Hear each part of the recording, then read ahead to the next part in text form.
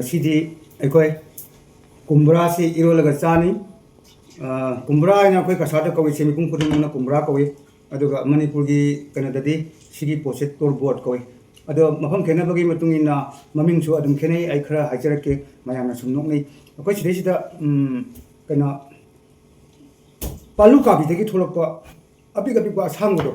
modo koina lota ko manipur kangu da lota hairo dim walang noi ado moina hai na du panda hai ado mana khena ba khara lai adu di aina hajari se khena boda ai jam hena importance pi ga nati hai se lam lam khena bagi matung ina lon sing khenai modo akoi puna mangna modo regard to bi ga da bani jam hena karim na ba su masi su phata ba bo ado mai magi do akoina knowledge do akoina khangjal laga lore adi lamdadi si kawi adi lamdana si kawi haise akoi khangjal laga nongna dabida kasar machani ji machani haina kayam na dabida akoi masen no kasadana do ko buni adi mindo adi akoi imphala sman kawi akoi kasar ga imphala ga mana da yam lei akoina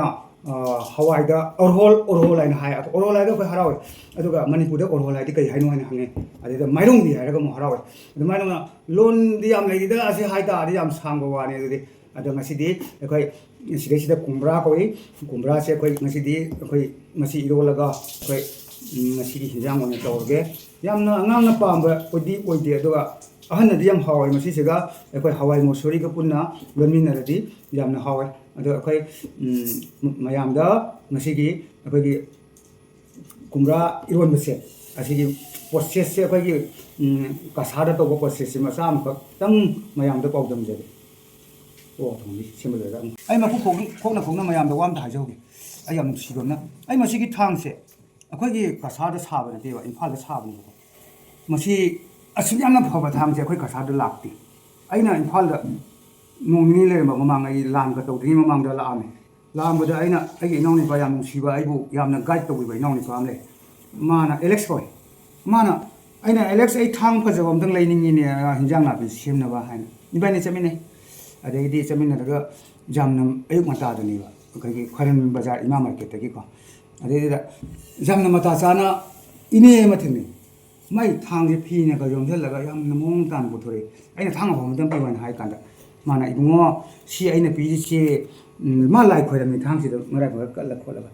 aina pi thang si nang ne jam pharabani phajana section na si no ko son gan kholan gan aina yam phajana ai mana bo pi ado ngasi bo da aina si thang ji pai bu matum da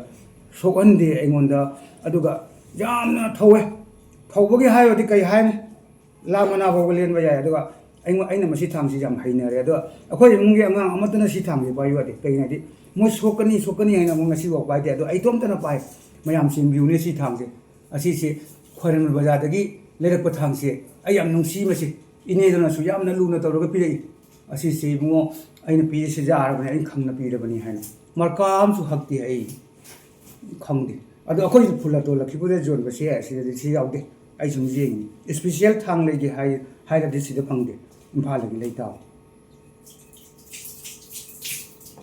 oi mun ne ba ai khang